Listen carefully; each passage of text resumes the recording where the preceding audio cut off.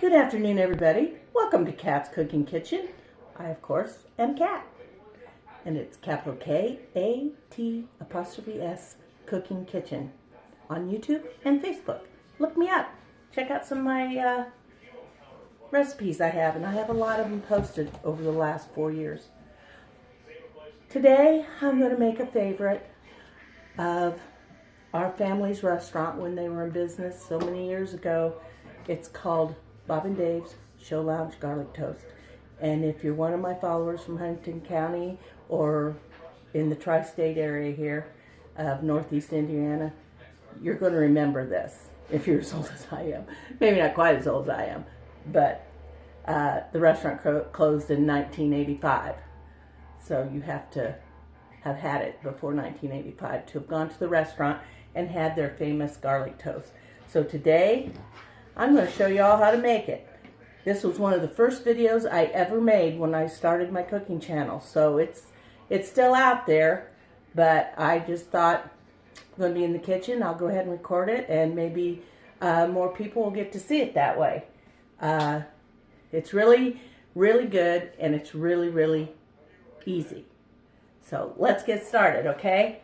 I'm going to tell you first thing, the most important thing is, and I just buy my French toast at Walmart. And it's gotten really easy because they'll slice it. So it comes pre-sliced French bread. I bring it home, I pour it in one of these pans, I stir it every day, and by the 4th day, it's usually dried out enough that we can make it. I mean, you want this sucker dry. There you go. First tip. Second tip will be 1 pound of margarine, not butter. Margarine. I'm going to stick that on low on the back burner here. Oops, wrong burner. I hardly ever use those back burners, so no wonder I turned on a front burner. Okay, so it's back there. Move this over. Yes, you can see that better. Okay, now I'm going to lower you a little bit further. What's very important, as far as it is to me, now maybe some of the other family doesn't take it to this level that I do, but I measure my garlic powder, not granules, powder. And I measure it to 20 grams. I get this. Oh, turn it on first, and then I can get it to grams.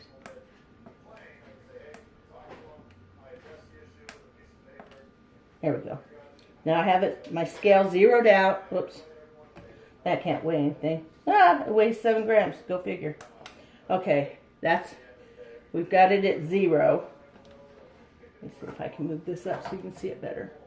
Okay, this is at 0. I have my little silicone cup holder here. And I'm going to start out with 1 tablespoon of garlic powder. That brings me to 11 grams. Now, let's see what the next one takes me to. Okay. This is where it's funny because you can't always go by the measure. I just put in 2 tablespoons, but there's an ounce difference between the first one and the second one. And I always make mine at 21 grams. Okay, and the first one weighed 11 grams. So approximately 2 tablespoons, but if you're a perfectionist like me, you're going to weigh it, because I want it to taste the same every time. Okay, I'm going to switch this up here. It's going to be easier for me to finish melting this. Okay, now I need my, oh, there it is. I think this is like 1.5 inches. I have had this paintbrush for almost as old as my youngest child, who will be 43 in July. So I'm going to use my little whisk. It'll take a minute for this to melt down, and I will bring you back. Now, I guess I could just take it up a little bit. The important thing is that you use margarine and that you let your bread get completely dry. It makes the best toast. And even when you will butter it, or I shouldn't use even more than butter, when you put your margarine garlic butter on it, it'll soften the bread a little bit. But once you bring it out of the oven and let it cool, it is just as hard and crunchy as it is now. Trust me on this. I've been doing this for a very, very long time.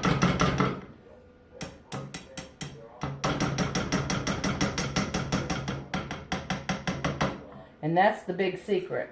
The biggest secret, I guess there's two. You use margarine, not butter. You use stale dried out bread to make your garlic toast, to make it the best. You can take shortcuts if you want, but if you want the traditional Show Lounge garlic toast, you will do it this way. Now the Show Lounge, we made this stuff every day. So cutting up bread and getting it to this point was really hard to do. But they had a warmer, and they also had industrial gas ovens that you could leave on pilot with the doors wide open, and it would finish drying the bread out. So that makes all the difference. I don't have to do that because I have time to let my bread get plenty stale. And that's the hardest part. Oh, and I have my oven set at 375 degrees, and my rack is in the lower middle level. And I do one pan at a time, because if you get cocky, sometimes it won't come out the way you want it because you're too busy. You just don't. I just set it and forget it, actually, when it's in the oven. I used to fidget with it, flip it back and forth, flip it over. It's not necessary. You'll see. Okay. And I guess there's more than one secret to this. You have got to keep this stirred. Stir, stir, stir, because even though the garlic and stuff will melt into the butter, you've got to keep it stirred so it stays dispersed evenly. Okay, I'm going to shut my heat off now because my margarine has completely melted. And this is how you do it. Take your brush, start stirring, and this is how you do it. Around, back and forth, around, back and forth. And this is the motion you make the whole time you're doing this. In between bread, everything. You just keep it stir, stir, stir. You can't get any. This is so good. And maybe it's because I grew up on it. It's like other things that are regional. In certain areas, they have different areas have different ways of making. The best thing I can compare it to is like your coney dogs and your chili dogs. Depends on what region of Indiana or Michigan, any of those that you're in, and they all do it a little different. And when we moved to Lafayette, there was a place called Dog and Suds. Could not wait to go over and get one of their burgers. Or not burgers, I'm sorry, one of their coney dogs. I didn't care for it. I didn't hate it. Their coney dogs are sweet, almost. Totally different flavor than what I'm used to. And then there's coney dogs, and then there's chili dogs. And there is a difference. A coney dog does not have cumin or chili spices in it like a coney or like a chili dog will. And I love them both ways. So my favorite, what I make, is a chili dog. I've made coney dog sauce too, but what I make the most often would be a chili dog sauce.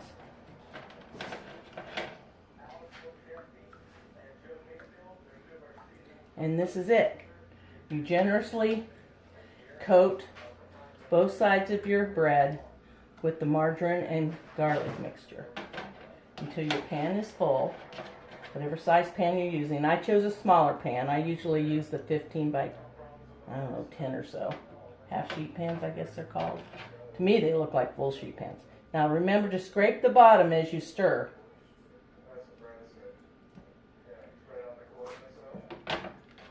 You know, I guess within one slice of bread when I threw bread on this thing. Okay? And that's it. It's ready for the oven. Okay. And then I just set this back out of the way. And I set this in my oven for between 12 and 13 minutes.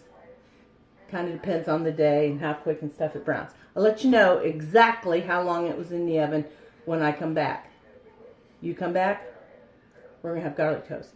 But it's going to need to cool off a little bit for it to taste right. You can eat it right out of the oven if you want it hot or warm. But I like mine to cool off a little bit. You hang in there. You're not going to be sorry you watched this video. I promise. At least I don't think you will. It's been a big hit. It's one of my bigger views on my YouTube page. So hang in there. I'll be back in the shake of a cat's tail and we'll have us some garlic toast ready. Hey, welcome back everybody. I decided not to bring you back until I was completely done so I could tell you exactly what I did for the entire batch.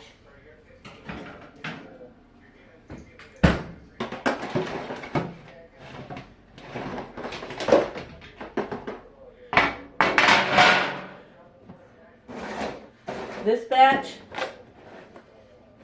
of garlic bread was 3 pre-sliced French breads from Walmart, 1.5 packages of imperial stick margarine, so 1.5 pounds, and it was approximately 21,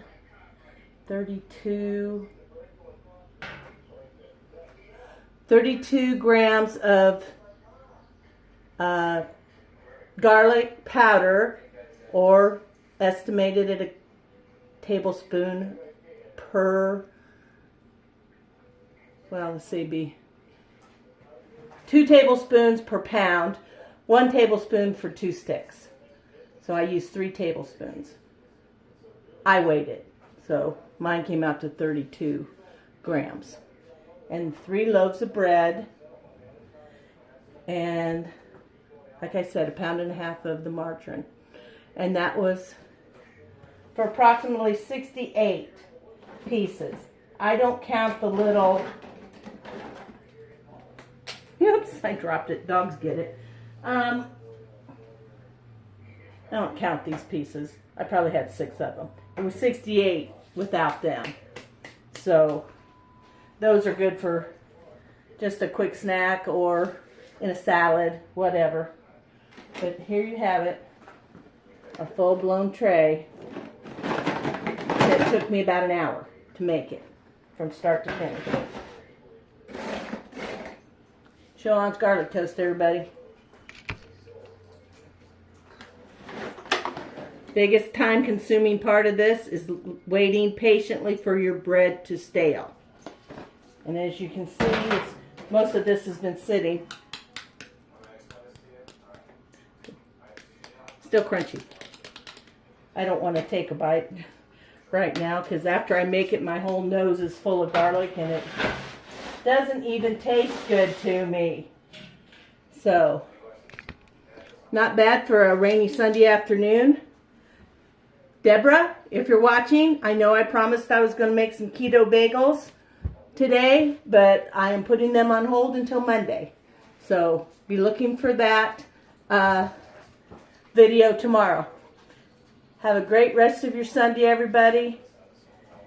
Enjoy the rain. It's going to make the grass grow, make everything grow. So if you got a garden going or crops in the field, you're probably really happy to see the rain coming. So it's not a horrible day. I mean, it's not downpouring all the time or anything. It's just been on and off steady rain. So it's been a good day. Y'all go out, enjoy yourselves. Be kind. Be the best. Be the best that you can be. That's all anyone can ask, is that you try to be the best that you can be.